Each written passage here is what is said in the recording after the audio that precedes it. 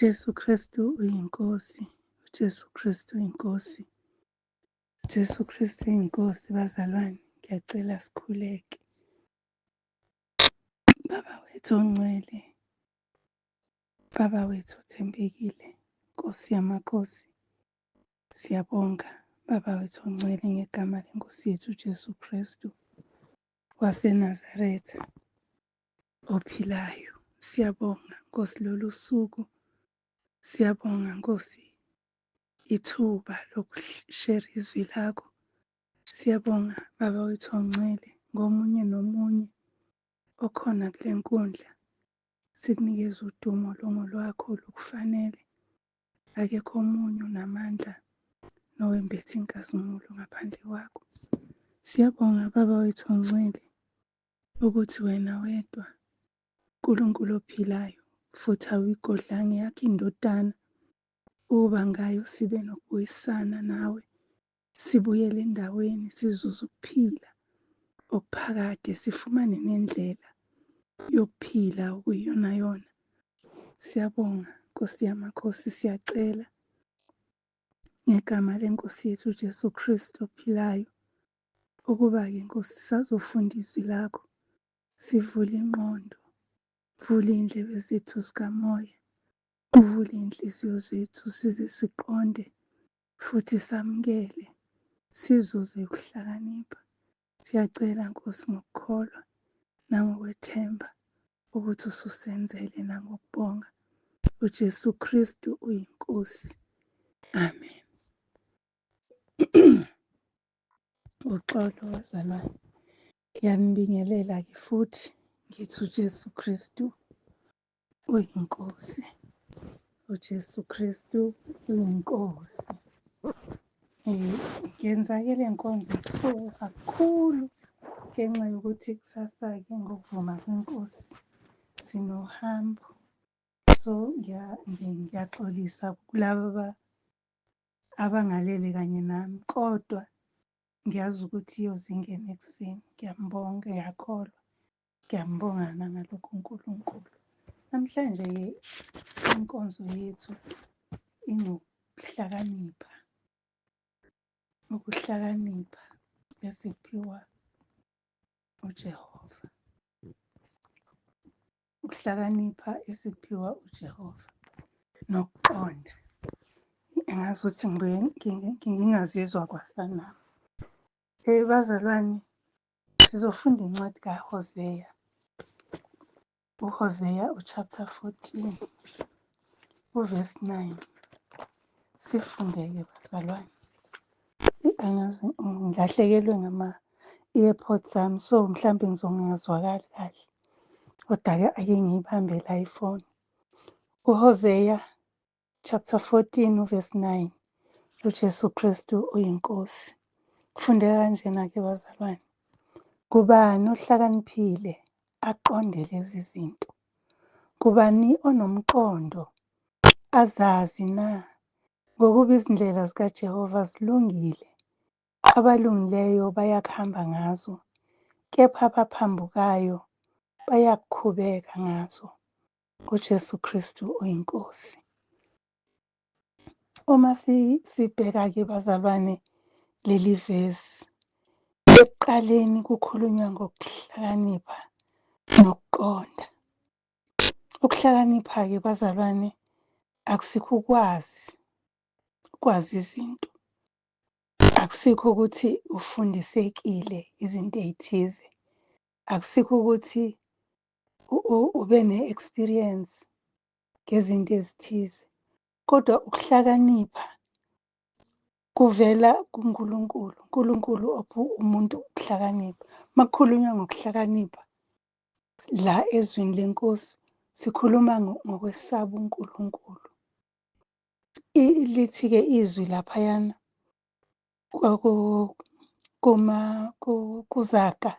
uZaga 9 verse 10, lithi izwi ukuqala kokuhlakanipha kungumesaba uJehova, nokumazi ongcwele kungukuqonda. Kusho ukuthi ukuhlanza nokuqonda kuxhumeleleke ekwesabeni uNkulunkulu.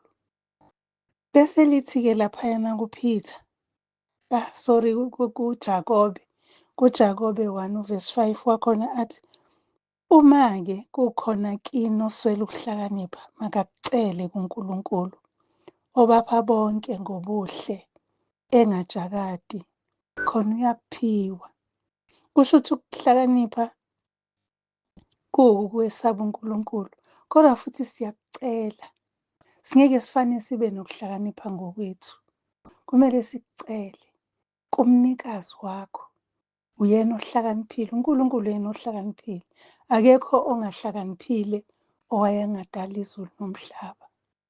Akekho ongahlakaniphile owayengasidala sibe nje, sibe ngabantu, sibe kanje. Ngike ngathula ngabheka, ngizicabanga ngikhula. Ngibheka izinto engangifisa ngathi ngingayilungisa, ngingakasindiswa. Izinto engangizibona zingekho right kimina. Yabona ngikuleso stage sokuthi if nganginokuthi mangibona umuntu mhlawumbe ngihalela into ethize kuyena, kwakuyisikhathi sobumnyama. So ngase ngiyabona ukuthi no, uNkulunkulu mayathi kuhle emveni kokuthi akhile umuntu, wayebona i-perfection yento ayenzile. Angikhathali ukuthi unemcondo, kodwa kuNkulunkulu you are perfect. Nathi thina bantu kufanele sithi u-perfect, singasho ukuthi unemcondo. Uma ngabe mhlawumbe uney'ndlebe ey'nkulu, kuNkulunkulu you are perfect kuhle. So nathi kufanele sikwamukele ukuthi si-perfect, isimeno yisona u-perfect. Kodwa ukuze wenziwe ube perfect okupheleleyo, ube okupheleleyo, kumele ukuthi ucele ukuhlakanipha. Umazi uJehova, umesabe, uyazi indodana yothando lwakhe, umazi umoya oyingcwele, uphile nabo enhlizweni yakho. Uhambe ngokuqonda, uhambe ngey'miso zabo. Unganciki kokwakho ukuqonda. Kungabi bikho lutho olwaziyo, kodwa wazi ukuthi uJehova uyena ongubaba wethu. UJesu Kristu inkosi yethu. Umoya oyingcwele uthisha wethu, umfundisi wethu, umduduzi wethu. Sikwazi lokho kuhlale kithi, ikhona kuhlakanipha-ke bazalwane lokho. Bese singasagcini lapho, siyifune iy'miso zakhe. Siyazi imiyalo, siyifunisise. Lithi izwi lakhe, mfune uJehova esenokutholwa. Angeke umthole ungazange waya kuye wathi, Nkosi nangu mina, ngicela ukuhlakanipha. Bese uyamesaba ngoba yena unamandla okukubulala maqeda akufake esogwini. Uyena okudalile, wazi ngisho, uyazi ukuthi angavala umthambo owodwa nje emzimbeni wakho, uthule du, ufe nya. Mhlawumbe akukhinyabeze isitho esithize emzimbeni wakho, kodwa kukuholele ekutheni ufe ngoba uyena okwenze ngendlela ehlukile nesithakele. Wakwenza ey'nzulwini, uyabona, kwangabona muntu, kwabona yena kuphela. Somesabe, asimesabeni lo bazalwane. Asikwazi ukuhamba ngokunganaki. Asikwazi ukuhamba ngokunganaki, and ngeke kuze kusisize ukuqaphela abantu. Ngeke kusisize ukwazisa abantu, sibuze kubona njalo njalo, ngoba nabo badaliwe. Ngiyafisa nje bazalwane siyiqonde lento ukuthi asesabeni uNkulunkulu. Uyena ozosipha lokho kuhlakanipha ukuthi simesabe. Uzosipha lokho kuhlakanipha, lokho kuqonda ukuthi siqonde ukuthi uma ngabe esimisela ukuthi singadluli la, ingoba yena engafuni sidlule la. Ingakho ethi konjani angisazi, kodwa engilithandayo ila ukuthi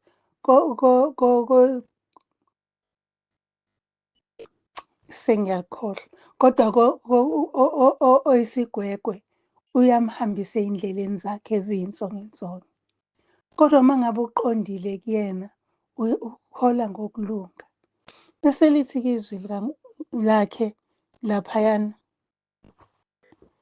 ku-Isaiah 30 verse 18. Okokuqala nje, leli vesi esilifundile kuHosea 14 verse 9, kuthiwa ngokuba izindlela zikaJehova zilungile. Uma ngabe iphathi elandelayo leyo, iphathi yokuqala ohlakaniphile aqonde lezi zinto, onomqondo azazi na. Phathi yesibili, ngokuba izindlela zikaJehova zilungile, abalungileyo bayakuhamba ngazo.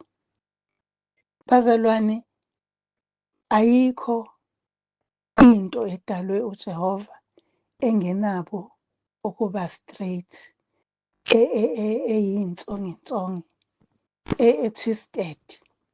Kodwa iqiniso liyiqiniso.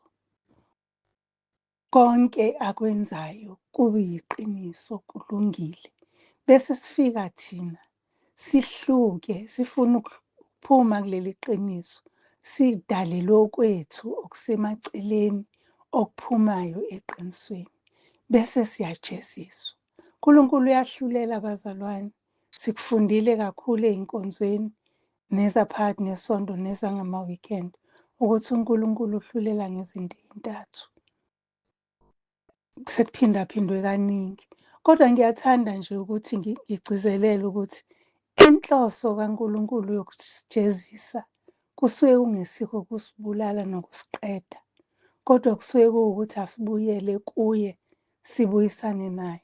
Uma ngabe besimesaba, esimesabayo sifuna ukwenza kahle phambi kwakhe. Uma ngabe besimesaba uJehova, bekuya ukuthi masifikelwa isikhathi esinzima, sigijimele kuye, ngoba kuyena kukhona amandla negunya.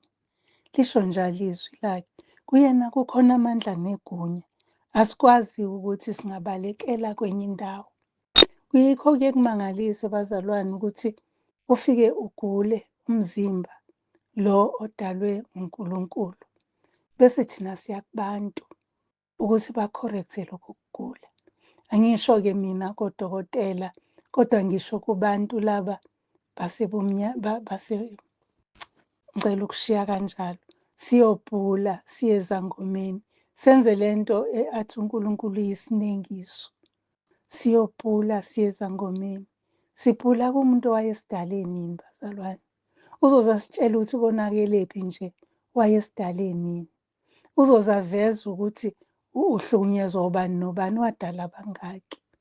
So kubalulekile ukuthi siphindele kuye, ngoba iNkosi uJesu ithi mina ngiyindlela neqiniso nokuphila. Indlela-ke ila kuhanjwa khona, akekho ongazi. Kungaba yindlela yasolwandle yomkhumbi, umkhumbi uyazi ukuthi ngisihamba la sihambela sifikephi. Kungaba indlela yasemoyeni, ibhanoyi liyazi ukuthi uma lisuka eThekwini liye eGoli lihambaphi, lisuka eThekwini liye eCape Town lihambaphi. Kungaba yindlela yemoto, umgwaqo, iy'moto amabhodi agcwele yonke indlela. Kungaba indlela yesintu ehambe lapha esikhotheni ithubeleze, kodwa uyakwazi ukuthi uma ngiyakulela gquma ngizohamba la. UJesu-ke uyileyo ndlela, indlela-ke ebheke ezulwini. Kusho ukuthi uma singahamba ngayo ngeke siduke ngaphakathi. Uma singabambelela nje emkhondweni wakhe, ngempela ngempela ngeke siduke. Kuze kube khona izwi elithi elilaphayana ku-Isaiah, Isaiah 35 verse 8. Indlela abalungileyo indlela abahamba ngazo. Lithi-ke Isaiah 35 verse 8, kuyakuba khona umendo nendlela eyakuthiwa indlela yobungcwele. Ongcolileyo akayukuhamba ngayo, kepha iyakuba ngeyabantu bakhe, abahamba ngayo noma beziwula abayikuduka kuyo. Abahamba ngayo noma beziwula abayikuduka kuyo. Iyobe kuyindlela yobungcwele. futhi kuyobe kungeyabantwana bakhe, futhi kuyoba ongcolileyo uyabe engeke aze ahambe kuyo, kuyobe kungeyabantu bakhe. Uma uqhubeka nayo kuthiwa kuyobe kungekho nezingozi kuleyo ndlela. UJesu Kristu inkosi. Ngiyamangala ukunakekelwa inkosi esinakekela ngayo. Kuyamangalisa i-protection esiyitholayo ne-provision esiyitholayo uNkulunkulu Baba asinakekela ngayo ngendodana yakhe enguJesu Kristu. Bazalwane, kwabonakala ukuthi kufanele sihlukanise, sisuke ekubeni uquqaba noma isixuku, kodwa sibe ngabantu bakhe, sibe ngabekhethelo lakhe, ebese sidalela le ndlela, asiphe le ndlela enguKristu.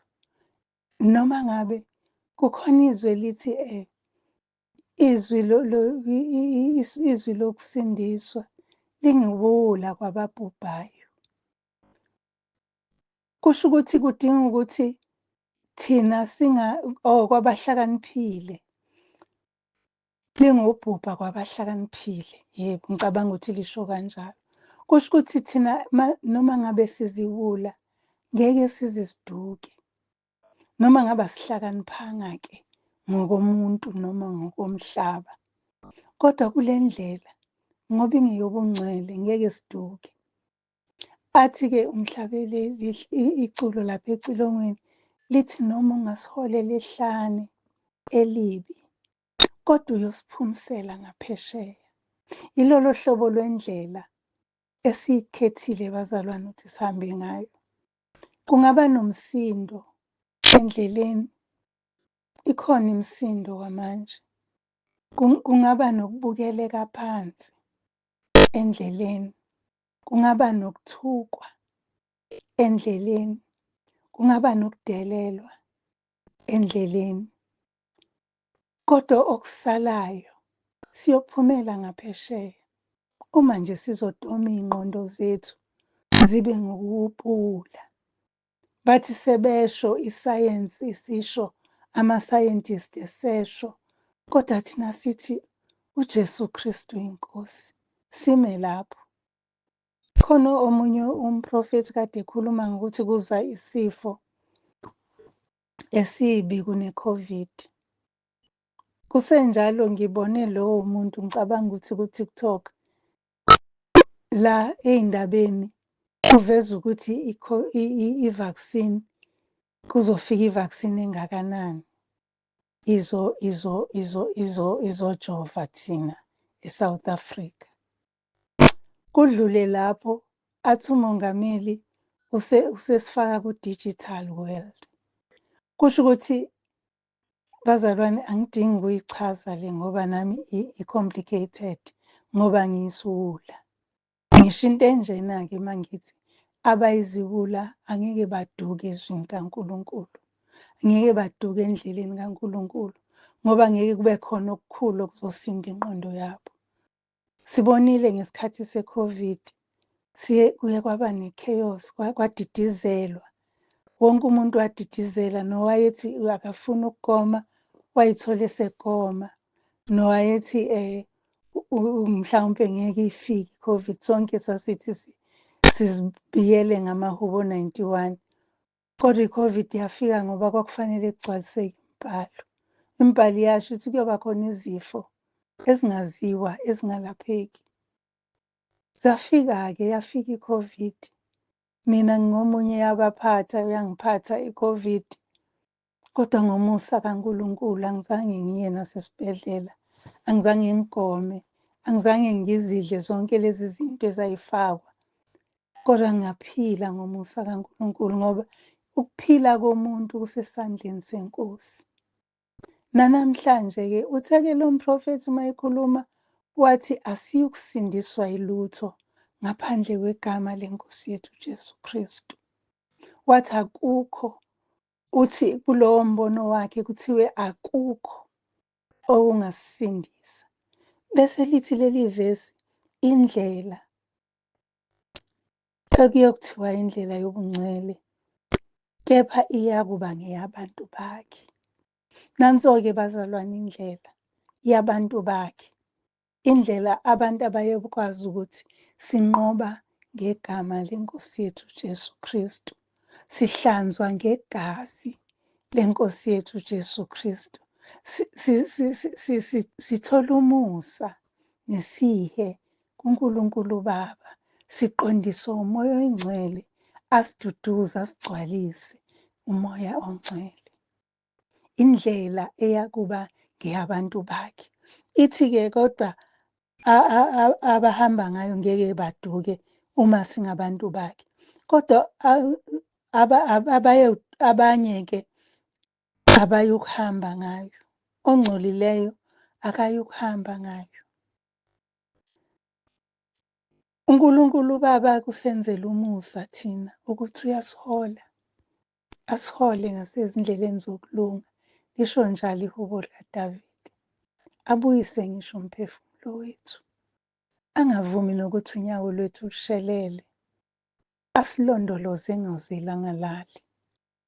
Bazalwane, bese maliqhubeka-ke leli vesi, isikhathi sami sesiyaphela.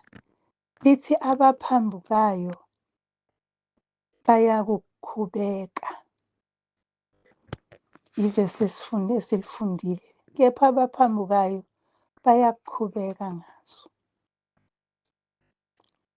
Uma ngabe-ke bazalwane sihamba, ithi incwadi, asihambi ngokubona, kodwa sihamba ngokukholwa. Kule ndlela-ke engeyabantu bakhe, noma beyiziwula abangaduki kuyo. Abaduki ngoba abahambi ngokubona. Abahambi ngokubona, kodwa bahamba ngokukholwa. Kusho ukuthi la kukhuluma umuntu ongaphakathi. Nalokhu kuhlakanipha akusikho lokhu kwenyama, ukuthi ungafunda amaklasi amathathu, noma ungathola ucum laude, noma ungenze njani. Kuwukuhlakanipha kokamoya, lokho kuwukusaba uJehova. Yingakho-ke bazalwane, kufanele ukuthi uma ngabe uqondile, uqonde. Ngoba noma ngabe uyisiwula, angeke uduke. Uma nje uzobambelela, ngiyazi ukuthi leli gama lobuwula, iNkosi uJesu ithi umuntu uma umbiza ngesiwula usuke usumbulele. Kodwa la kwaNkulunkulu kudinga ukuthi ungahlakaniphi ey'ntweni zezwe. Kusho ukuthi ube yisiwula ngokwabantu, bakubona ukuthi uyisiwula. Ngiye ngibone noma sihamba la edolobheni, abantu babuka ngazuthi sixakile, wawuyithi. Siyizinto ezingeke nje uyiqonde ukuthi sinjani. Isidididi. Baze basho bathi, we, isidididi lesi, yilezi ezithi yisindisiwe iy'dididi. So kodwa-ke kuhle ngoba sinendlela esingeke saduka kuyo. Athi-ke u-Isaya laphayana u-chapter 8, uvesi 14 wakhona. Athi uyakuba ngongcwele futhi abe yitshe lokukhubekisa. Angithi phela uma usuphambukile kumele khubeka. So ukuthi uzoba yitshe lokukhubekisa nedwala lokuwisa kuzo izindlu zombili zakwa-Israyeli. Abe lugibe nesihibe kwabakhileyo eJerusalema. Kuvesi 15 athi, abaningi phakathi kwabo bayakukhubeka bawe, baphuke, bacushwe, babanjwe. UJesu Kristu uyinkosi. Bazalwane, athi-ke lithi-ke izwi elinye lithi, ngimisa itshe legumbi. Leli tshe legumbi abalinqabayo abakhe, kodwa futhi liyakukhubekisa abaningi. Uma ngabe ungahambi ngokuqonda, vele kumele khubeka. Siyababona bayakhubeka, kodwa wokulaba abaphindela emuva. Bahlehle bazalwane, ithemba labo likuphi? Asisibo bokuhlehla. Zikhona iy'hibe endleleni, liyasho leli zwi. Kuthi kuyoba nogibe, kube nesihibe, kube nedwala nedwala lokuwisa, netshe lokukhubekisa. Kukhona konke lokhu endleleni, kodwa athi ohlabelelayo noma isiholele ehlane elibi. Ihlane elibi kukhona zonke iy'lwane, kodwa uyasiphumisela ngaphesheya. Yonke inhlobo yesilingo ozohlangabezana nayo uma uhamba ngale ndlela uzodlula, awuzukufela lapho. Uma uhamba ngale ndlela, noma ngabe kungaqhamuka hlobo luni lwesilingo, uzodlula ngoba uJesu Kristu uyinkosi. Futhi uJesu Kristu uyinkosi kuguqa phansi konke, akukho okumayo. Uma uthi uJesu Kristu uyinkosi, ngeke ngizwe ofakazini kuthiwa kuma ngisho inyoka imi ithule ithi du izibulawe. Uma ngabe kukwenzeka njalo, ngisho emaphusheni, uma uke wathi uJesu Kristu uyinkosi, mhlambe kade ujahwa amadimoni, ayaphela, anyamalale, abaleke, ngoba phela usukhipha isikhali sokugcina sokuhamba kule ndlela, umendo nendlela eyabantu bakhe. uJesu Kristu uyinkosi. Bazalwane, sengathi besingabambelela, ngathi besingesuke kule ndlela, ngathi besingahamba ngokuthembeka, ngathi singayimisela nje ukuthi sazi ukuthi izindlela zikaJehova njengoba zilungile nje, isijeziso sakhe silandela ukungathembeki kwethu. Akafani uJehova asihlulele noma asijezise singazange sahlubuka. Kubizwa ukuthi sihlubuke. Siyayibona indaba yabantwana bakwa-Israyeli endleleni besuswa eGibhithe bebheke ezweni lesithembiso. Babehlubuka kaningi, bamlinga uNkulunkulu, benze lokhuya nalokhu. And each time kwakuba nesijeziso, kodwa aphinde abathethelele ngokomsa wakhe, ngokobuningi bomsa wakhe. So uJehova uyasilindela, bazalwane, ukuthi sibuyele kuyena.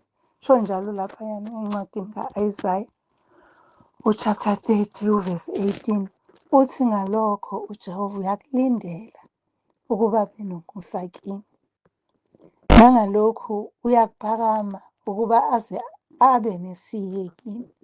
Ngokuba uJehova uNkulunkulu owahlulela, babusisiwe bonke abamhlalelayo.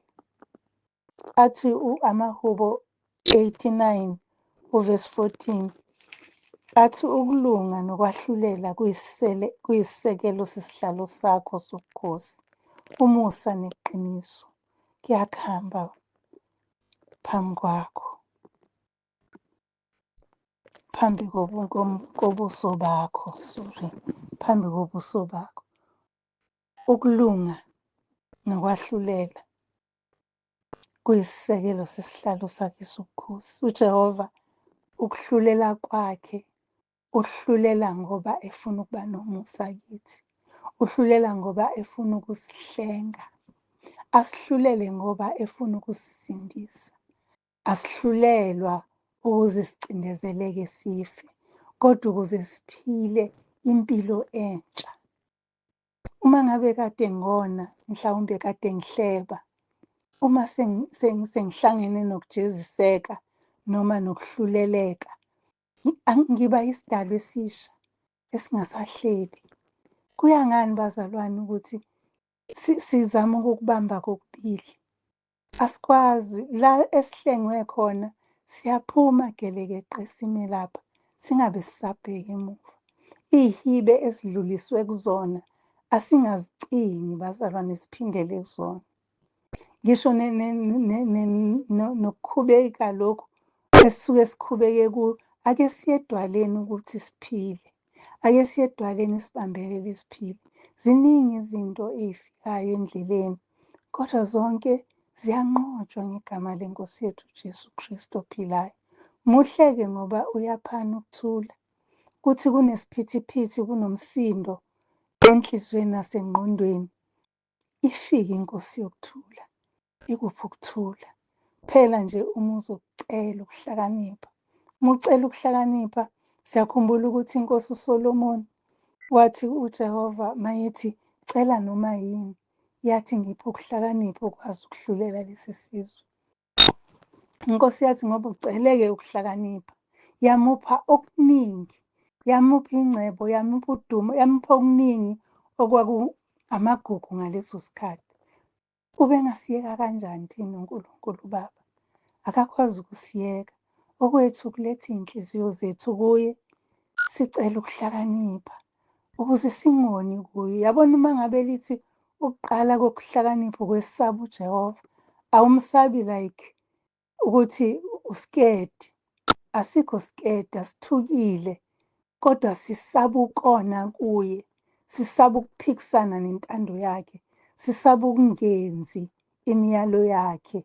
Yingakho lithi ukwesaba uJehova, sesaba ukuphambana naye, sesaba nje nokuthikameza icebo lakhe, siyasaba. Yingakho lithi ukuqala kokuhlakanipha, ukuze ukwazi ukusaba uJehova, kufanele wazi izinto ay'funayo kuwe muntu, wazi ukuthi ukulindele ukuze abe nomusa kuwe. Uma ngabe ungasezi, akazukufinyelela ekunikezeni umusa ngoba awufikanga. Bazalwane, ilelo zwi namhlanje. Nkosi yomusa inibusise. uJesu Kristu uyinkosi, asikhuleke. Baba wethu ongcwele, ngegama lenkosi yethu uJesu Kristu siyabonga izwi lakho. Siyacela-ke Nkosi usebenze ngalo ey'mpilweni zethu ngamunye ngamunye. Kufinyelele Nkosi nakuleya inhliziyo. Wambule njengoba kunesidingo. Siyakhuleka-ke Baba wethu ongcwele, sikhulekela bonke abashiywe zihlobo kule mpelasonto. Nkosi, baduduze. Ukufa kwamiswa ensimini yase-Edeni, kugcwalisa imibhalo. Sipho ukukwamukela, sipho ukuthi sibe nokuqonda ukuthi ukusithela nje okwesikhashana, bese mase ubuyile ukulanda ibandla, soba khona ndawonye sonke. Duduza-ke Nkosi nabaney'nkinga, baqinise, bapha amandla, abashayekile, hlumelelisa Nkosi icubo, buyisela ubusha njengokhozi. Nkosi siyakucela lokhu.